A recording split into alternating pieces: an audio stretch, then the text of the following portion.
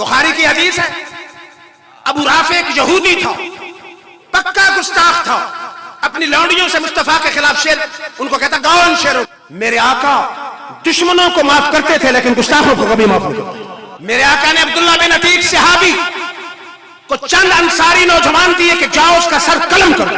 वो किले में रहता था, सहाबा गए किले में बंद। अब्दुल्ला बिन अतीक बड़े समझदार थे, उन्होंने कहा तुम बैठे रहो, मैं कुछ बहाना करता हूं। वो बैठ गए किले के बाहर किसी बहाने से, शाम के वक्त। किले के दरबान ने समझा ये किले में रहने वाला है, उसने कहा अल्लाह के बंदे जल्दी आओ। अंदर गए, फिर को उसका चौबारा था, वो अंदर जब घुस गए चाबियां उठा ली, उसके चौबारे के नीचे बैठ गए। तो रात देर तक दास्तानें सुनता रहा, दास्तानों से फारिग हुआ सुनने से, सोया अपने घर वालों के साथ। वो चाबियां तालों को खोलते खोलते पहुंच गए। अब ये पता नहीं था, अंधेरा था कि अबू राफे है या नहीं। अबू राफे है हो यहां? उसने कहा हाँ मैं यहां हूं। आपने जाकर उसे तलवार से कत्ल किया, करने की कोशिश की।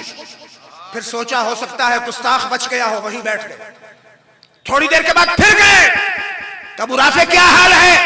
कहा तेरी मां तुझे रोए, मुझे तो किसी ने मारा है। फिर जाके तसल्ली से उसका सर कलम कर दिया। जब उस चौबारे से उतरने लगे, पिंडली टूट गई, उसको पगड़ी से बांधा, टूटी हुई पिंडली के साथ लड़खड़ाते हुए साहबा की मैयत में कमली वाले की बरगाह में आ गए।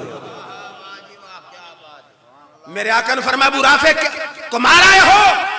अर्ज की हुजूर मैं उसका काम तमाम करके आया हूं, लेकिन मेरी पिंडली टूट गई।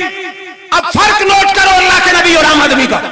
आम आदमी होता कहता जाओ किसी हड्डियों के स्पेशलिस्ट के पास चले जाओ। मेरे आका ने फरमाया जरा पिंडली बिछाओ, पांव जरा टांग बिछाओ, हाथ फेरा। अब्दुल्ला बिन अतीक कहता अल्लाह की कसम लगता यूं था जैसे पिंडली कभी खराबी नहीं। फिर अब्दुल्ला बिन अतीक कहता लड़ेंगे कुफ्र से जब तक ये जान बाकी है, लड़ेंगे कुफ्र से जब तक ये जान बाकी है। अभी जहां में हमारी आन बाकी है, झुक सका तेरे बातिल पे मेरा सर आज़म कि हमारे दिल में मोहम्मद की आन बाकी है।